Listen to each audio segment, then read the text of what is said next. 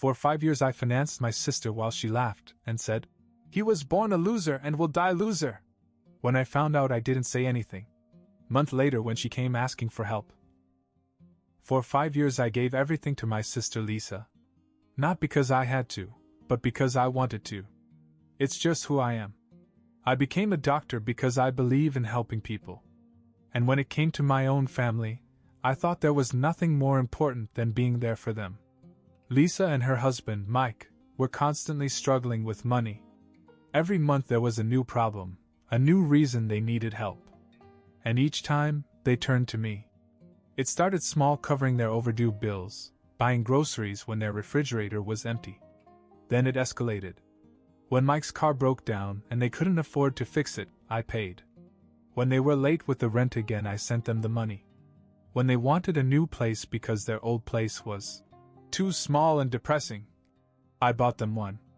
$90,000. My wife, Emily, tried to talk me out of it. "Frank, that's our savings," she said. "We have 2 kids. You can't just give that away." But I did. I told myself that Lisa would have done the same for me. That's what family is supposed to do. And every time she said, "Frank, I don't know what I'd do without you," it made me feel like I was doing the right thing. Then one night Lisa called. I had just finished a brutal shift at the hospital. I was exhausted, drained. She wanted me to come over. I said no. Maybe for the first time ever. She sounded surprised, but didn't argue. "All right, I'll talk to you later." A few minutes passed, and then I noticed that my phone was still connected. She never hung up. At first I thought it was a mistake. Then I heard voices. Laughter. Glasses clinking. She was with people. And then I heard her say my name. "Oh my God, Frank?" she scoffed. "Please. He was born a loser and he's going to die a loser." Laughter. Not just hers, others too. "He thinks he's some kind of saint," she continued. "Like, oh wow, Frank, you pay my bills, you must be so important." What a joke. Someone else chimed in. A voice I recognized. Jason. One of my old enemies from high school. We had never gotten along. And for some reason, my sister was friends with him. "Yeah," Jason said. "Frank was always pathetic. Trying to be the good guy. It's embarrassing." Lisa laughed. "But hey, as long as he keeps paying for everything, why should I stop him?" I sat and listened for 20 minutes. 20 minutes of insults. Of her and her so-called friends mocking me, tearing me apart. For years I thought I was being a good brother. I thought I was helping. I thought I was making a difference in their lives. But to them, I was just a joke. A free bank account. I stared at my phone, gripping it so tightly my hand began to hurt. My chest felt hollow. My face was hot. Then I hung up. I didn't call her back. I didn't yell. I didn't demand an explanation. I just sat there and thought about every time I had helped her. Every dollar I had given her. Every sacrifice I had made. And how she had wiped her feet on me like I was nothing. And for the first time in my life, I felt something I never thought I'd feel for my own sister. Hatred. I didn't confront her. Not yet. I just waited. And a few days later, she showed up at my house with Mike as if nothing had happened.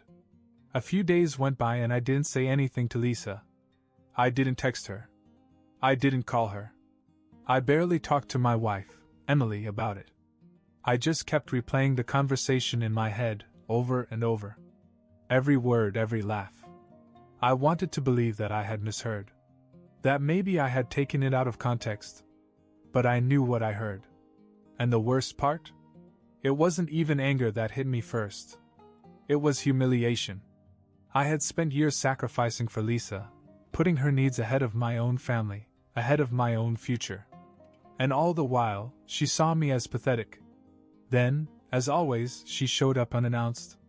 Lisa and Mike pulled into my driveway like they owned the place.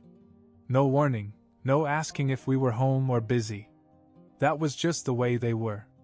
For years, they'd come over whenever they wanted, sit at our table, eat our food, and expect me to drop everything for them. And for years I let them. Emily was the first to see them through the window. She sighed and looked at me. Are you going to say something? I shook my head. Not yet. I wasn't ready.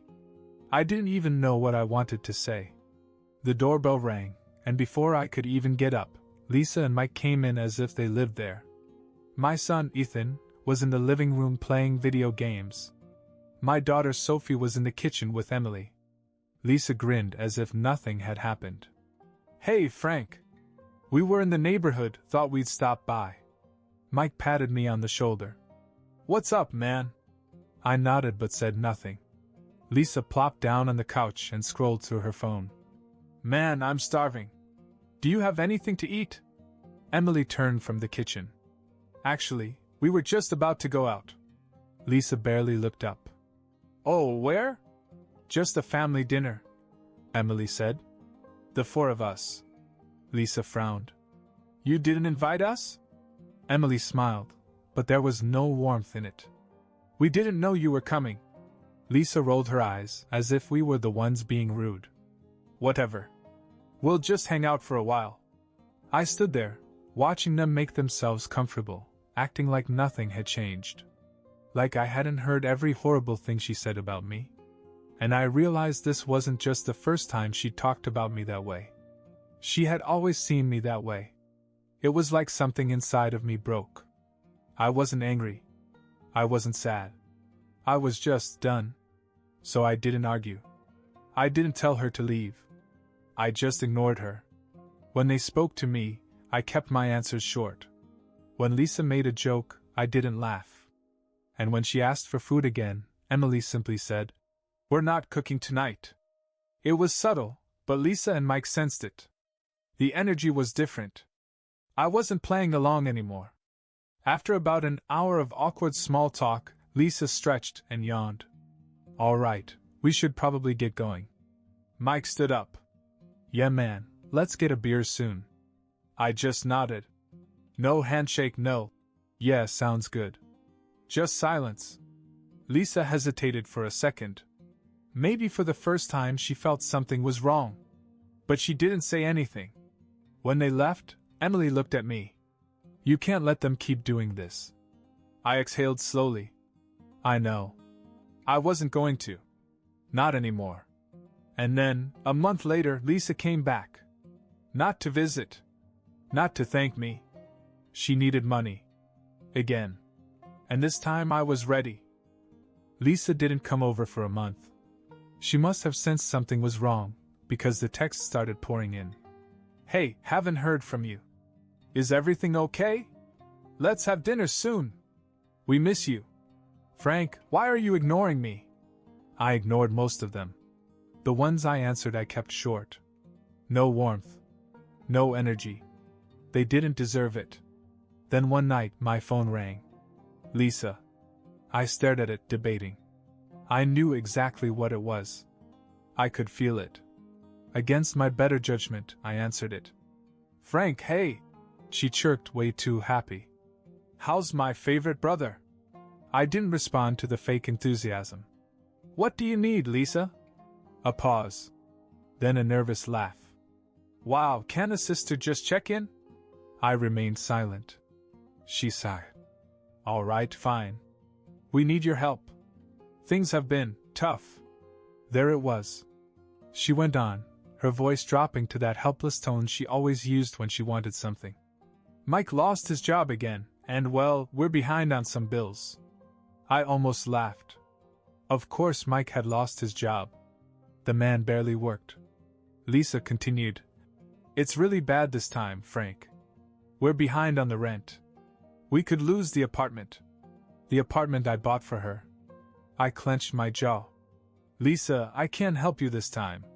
Silence. Then an irritated laugh. Wait, what? I said I can't help. You always help. Not anymore. There was a pause before she spoke again, and now there was an edge to her voice. Frank, you're a doctor. It's not like you can't afford it. I exhaled sharply. That's not the point. She laughed, but there was no humor in it. Oh my God, are you serious? You're just going to let your sister get kicked out? After all I've done for you? I almost dropped the phone. Everything she's done for me? I took a slow breath. Lisa, I heard you. She didn't say anything. That night when you accidentally called me and didn't hang up. I heard everything. You and your friends laughing at me. Calling me a loser. Saying I was pathetic. Still silence. Then she let out a breath and muttered. Oh, for fuck's sake. Frank, that was nothing. You're really mad about that. I felt something inside me crack. You're not even denying it, I said quietly. She moaned. Jesus, Frank. We were drinking. It was a joke. It didn't mean anything. It meant something to me. Another silence. Then she changed tactics, her voice softer now, pretending to be hurt. Frank, come on. You know I love you. You're my brother. No, Lisa, I said. I was your wallet. And now that the money is gone, you're playing the family card. She scoffed. Oh, so what? You're cutting me off over one stupid conversation. After all I've been through? You're being dramatic. No, I'm being realistic, I said. I should have cut you off years ago. She started to argue, but I hung up. I stood there, hands shaking, head pounding. Emily walked in, took one look at my face and said, What happened? She needs money. I mumbled. Emily sighed. And? I told her no. Emily exhaled in relief. Good. But it wasn't over. The next day, Lisa and Mike showed up at my house. And they weren't alone.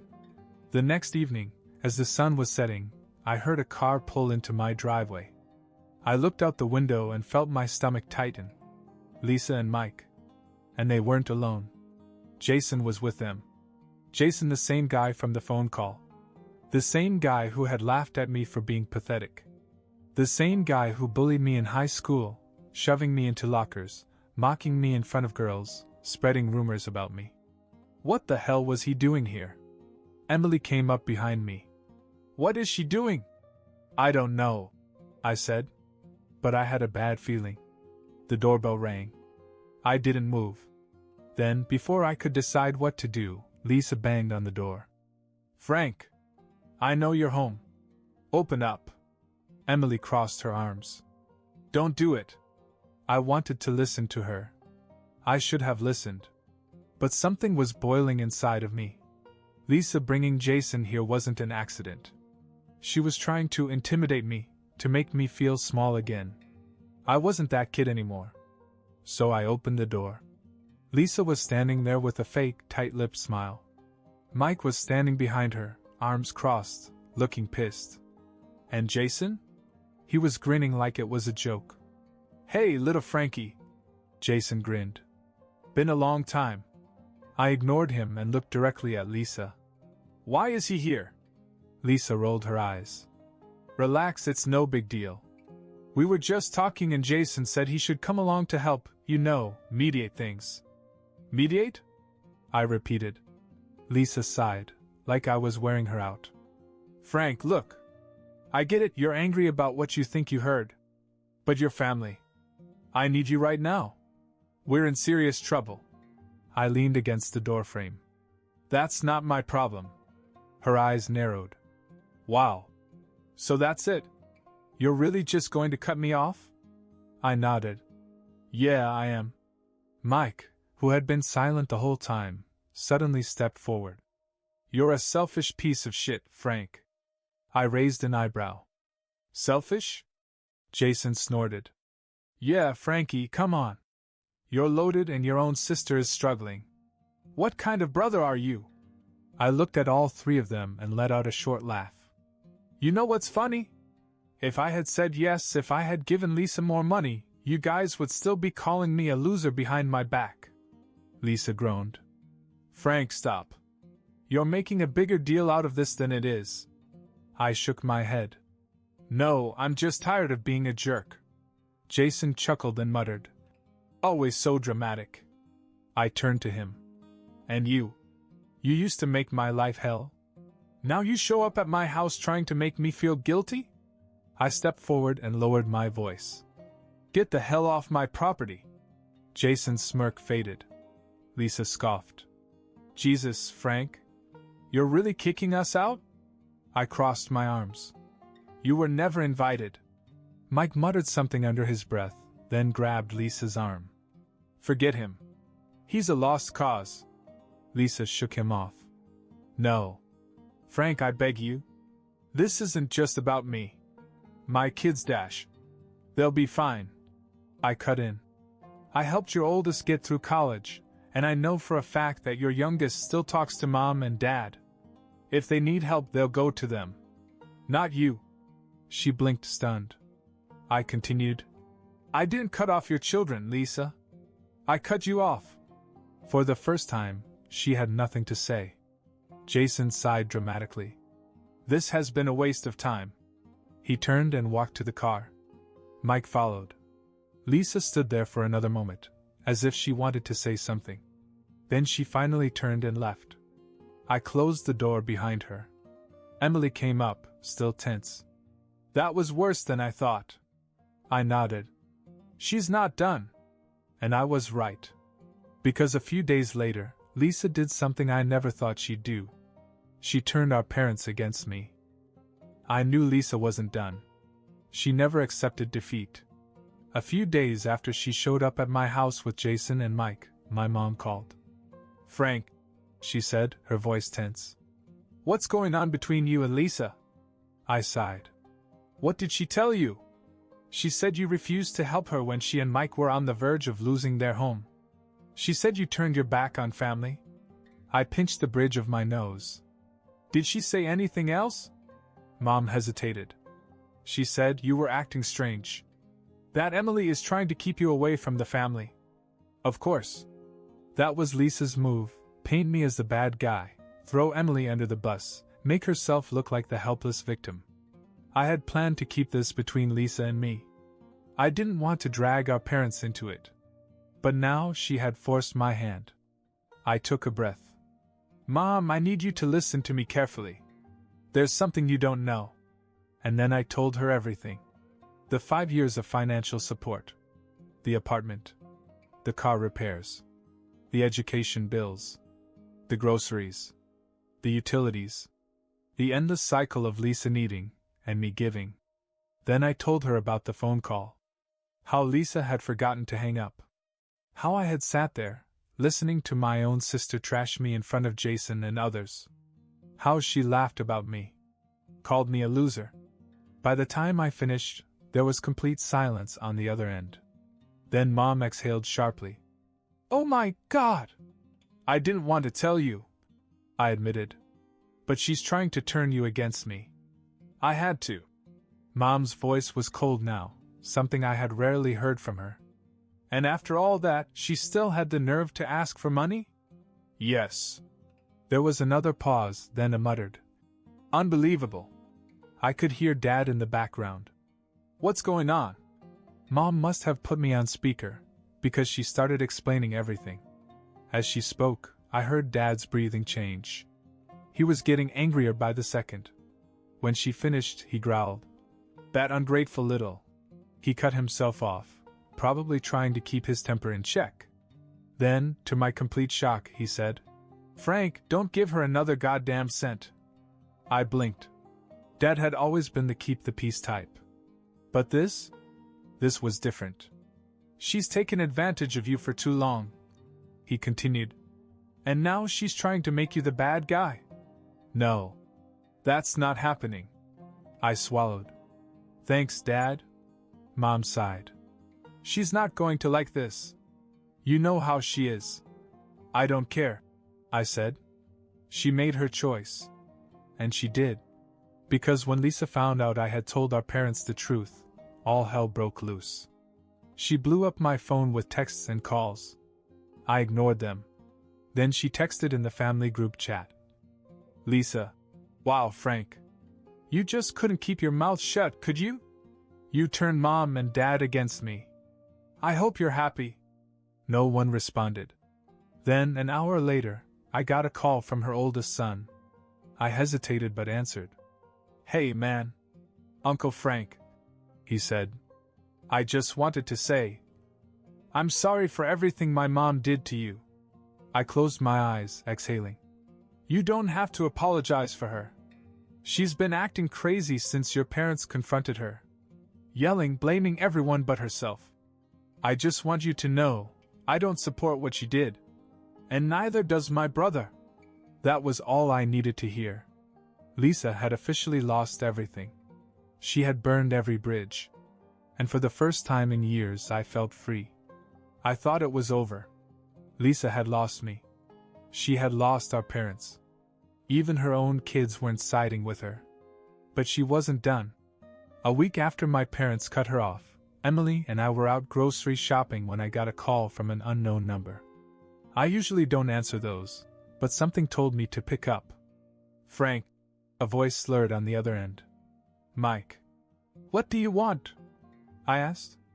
You think you're better than us? He spat. You think you can just cut us off and we'll disappear? I sighed. Mike, I'm not doing this with you. Oh, you'll do this, he said. Because you owe us. I laughed. Owe you? For what? For everything. His voice was getting louder. Lisa took care of you when you were younger. She was always there for you. And now, when she needs you the most, you abandon her? I rolled my eyes. She used me, Mike. There's a difference. There was a pause, then he sneered. You're gonna regret this. And he hung up. I didn't think much of it. Just another tantrum. But 2 days later, someone slashed the tires on my wife's car. Emily found it in the morning. 4 flat tires. Then, the day after that, someone egged our front door. It was obvious. Lisa and Mike were trying to get back at me in the pettiest ways possible. But the final straw came when my boss at the hospital called me into his office. I sat down, confused. Something wrong? He folded his hands. Frank, we received an anonymous complaint about you. Multiple complaints, actually. My stomach dropped. What? They accuse you of unethical behavior. Taking bribes. Mistreating patients. He sighed.